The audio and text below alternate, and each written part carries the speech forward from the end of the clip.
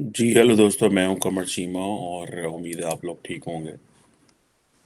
दोस्तों, पाकिस्तान में आज वैसे तो बहुत बड़ी डेवलपमेंट है कि पाकिस्तान ये कह रहा है कि हम दहशतगर्दों को पूरी ताकत से जो है ना वो पीछे धकेल देंगे। लेकिन एक इससे भी बड़ी खबर है, और वो खबर ये है कि आज एक डॉन में आर्टिकल आया, बड़ा ज़बरदस्त आर्टिकल था। हमारे दोस्त ही हैं नदीम हुसैन साहब, जिन्होंने वो आर्टिकल लिखा। बड़े अच्छे राइटर हैं, बुक्स भी लिखी हैं और इधर अमेरिका में पढ़ते हैं।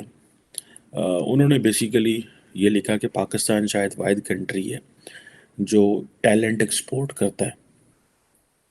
और मज़े की बात यह है कि आप ये देखें कि हर मतलब 75 साल की पाकिस्तान की तारीख से जो सबसे ज़्यादा, अगर आप ये समझें कि 2022 के अंदर कहा जा रहा है, जो स्टैटिस्टिक्स आ रहे हैं, तकरीबन 765,000 लोगों ने पाकिस्तान छोड़ा, जिसमें से 92,000 जो थे वो हाईली एजुकेटेड इंडिविजुअल्स थे, जिसमें डॉक्टर्स, इंजीनियर्स, कंप्यूटर साइंटिस्ट और इस तरह के लोग थे।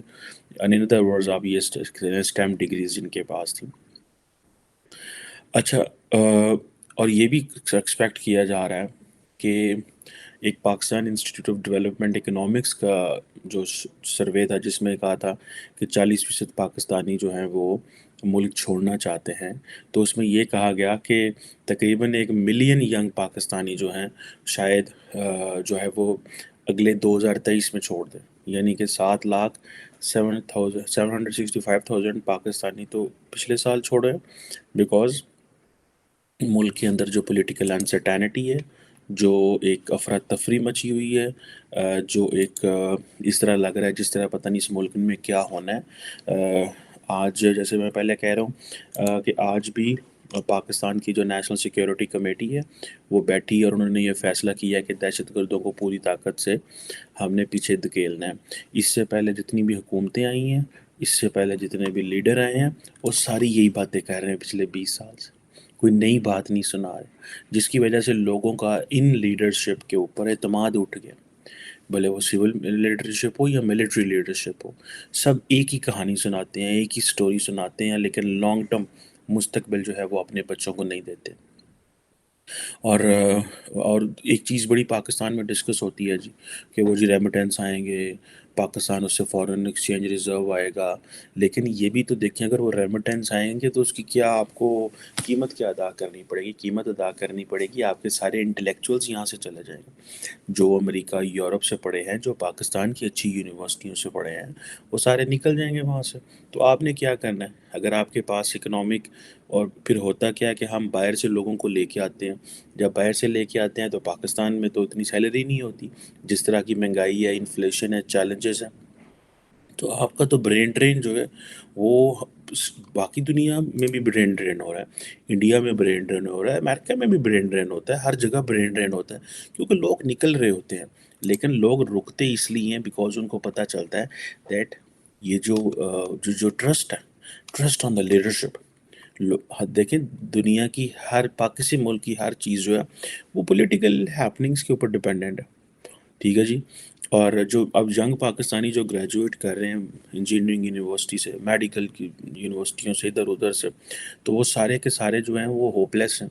अब एक डॉक्टर को पाकिस्तान में कितनी तनख्वाह मिलती है? 65,000, 70,000 साल के महीने की बता रहा हूँ। 1 लाख मिलती होगी। 1 लाख में तो आप मुझे ये बजट बना के दिखाए ना, $500 नहीं बनता।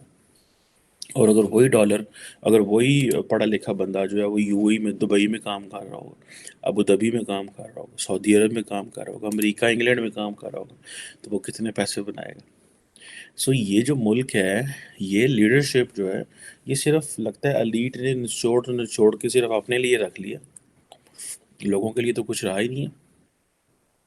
और जितनी भी गवर्नमेंट्स आ रही हैं कॉन्टीन्यूसली, ठीक है जी, वो पाकिस्तान को चैरिटी पे चला रही हैं। इधर से चैरिटी ले आओ चलाओ, और चैरिटी अवाम के नाम पे लेते हैं, and at the end of the day all that money ends up, you know, कर्जे ही कर्जे। सो ये तो हमें तो पता चल रहा है कि यार इस मुल्क में अब, because this is as of social media, पहले लोगों के पास आवाज़ नहीं होती थी, पहले लोगों के पास स्पेस नहीं होती थी, अब लोग बोलते हैं, बात करते हैं।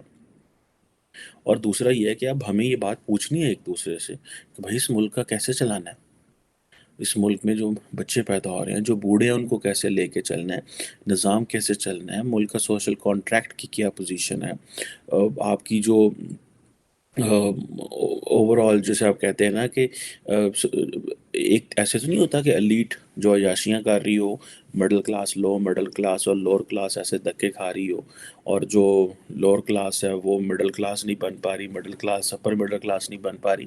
یہ ساری transformation that takes a time.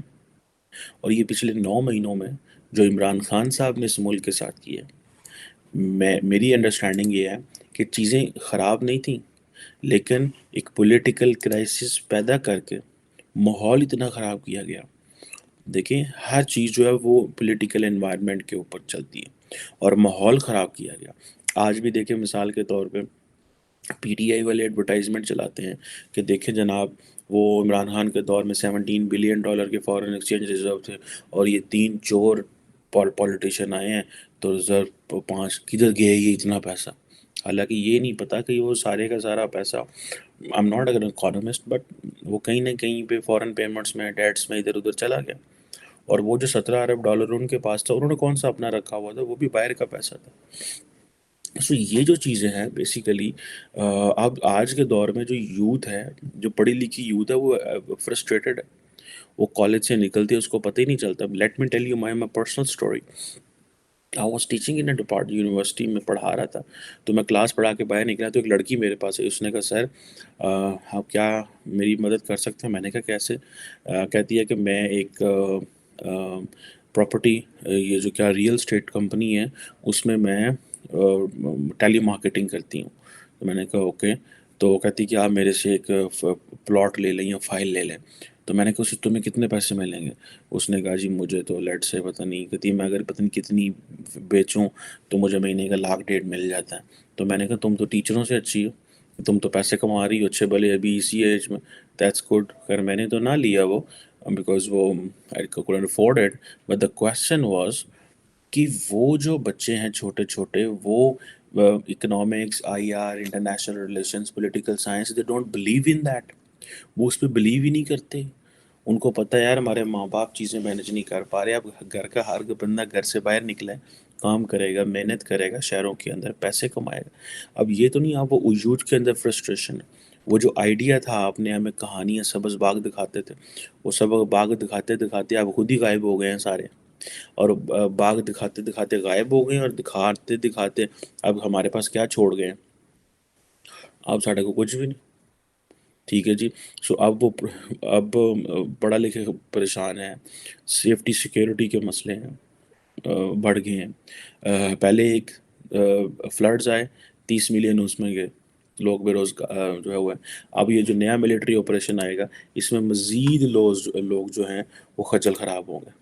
جب یہ لوگ خجل خراب ہوں گے تو یہ کدھر جائیں گے؟ یہ چیزیں ہیں میرا خیال ہے جو چیزیں امپورٹنٹ ہیں. سم ہاؤ یہ جتنے بھی فارن اسکالرشپس ہیں، جو پروگرامس ہیں، جو یہ چلتے ہیں، یہ ہمارے پاکستانیوں کے لیے بڑی امپورٹنٹ چیزیں ہیں. ان کو روکے خدا را، ان سے بات کریں، ان کو انگیج کریں، ان کو واپس لے کے آئیں. گورنمنٹ کر سکتی ہے، گورنمنٹ کے پاس بڑا کچھ ہوتا ہے. اور یہ جتنے بھی ہمیں امریکہ، برطانیہ، ادھر ادھر سے اسکالرشپ ملے ہوئے ہیں، بیسیکلی وہ چاہتے ہیں کہ یہ امریکنز، برٹش، یورپین چاہتے ہیں کہ جب یہ لوگ یہاں سے پڑھے تو واپس جا کے اپنے ملک کی خدمت کریں. لیکن جب اپنے ملک میں جاتے ہیں تو ان کے ساتھ پھر جس طرح کے وہ پھر ادارے ہوتے ہیں، جس طرح اوپر وہ مینجمنٹ ہوتی ہے. ٹھیک ہے. اب یہ صرف اگر یہ ملک یا ریمیٹنسز پہ نہیں چل سکتا کہ آپ یہ کہیں گے ریمیٹنس بہت اچھی. ریمیٹنس تو بڑی گندی چیز ہے. میں کئی دفعہ ایسے ہوا ہے کہ میں جو ہے مختلف ممالک کے لوگوں کے ساتھ بیٹھا ہوں تو وہ کہتے ہیں کہ آپ کا وزیر اعظم جو روزانہ ٹویٹ کر دیتا ہے کہ اتنی جو نا ریمیٹنس آئی ہے. اس نے کہا دس از ناٹ سم تھنگ. آپ یہ بتائیں کتنی ایکسپورٹ کی ہے، کتنی امپورٹ ہوئی ہے. ریمیٹنس کیا ہوتا ہے؟ وہ لوگ اللیگل گئے ہوتے ہیں، کوئی لیگل گئے ہوتے ہیں، وہ پاکستان سے تو لیڈرشپ یہ کہتی ہے جی دیکھو میرے پہ اعتبار کرتے ہیں تو یہ ہمیں پیسے بھیجتے ہیں. مطلب that is what the leaders enjoy. حالانکہ وہ آپ پہ اعتبار نہیں کر رہے، وہ تو اپنے کارالے میں بھیج رہے ہیں، تو انہوں بھیج رہے ہیں. اینڈ دین مڈل ایسٹ سے پیسہ آتا ہے نا، یورپ اور امریکہ والے تو فیملیاں ساتھ لے جاتے ہیں. وہ تو یہاں پہ تو وہاں پہ تو یہ تو کلچر اور ہے. تو آپ یہ چیز چھوڑیں کہ آپ اس کو انجوائے کرنا بند کریں. اور آج اگر یہ ریمیٹنس بھی نہ آ رہا ہو تو جتنا یہ ٹریڈ گیپ ہے تو آپ تو 2 منٹوں میں ٹھس ہو جانی تھی آپ کی. تو یہ چیزیں ہیں جو بڑی امپورٹنٹ ہیں. اور میرا خیال دنیا میں وہ ندیم حسین صاحب بھی یہی کہہ رہے ہیں کہ دنیا میں کوئی ایسا ملک نہیں ہے جو اپنا جو ٹیلنٹ ہے وہ اپنی اس طرح اٹریکٹ جو ہے وہ کھو دے. ٹھیک ہے جی. اور ہمارے ہاں تو بچے بھی اسکول ہی نہیں جا رہے. ٹھیک ہے جی. اور بچیاں بچے اب آئندہ اور نہیں جائیں گے.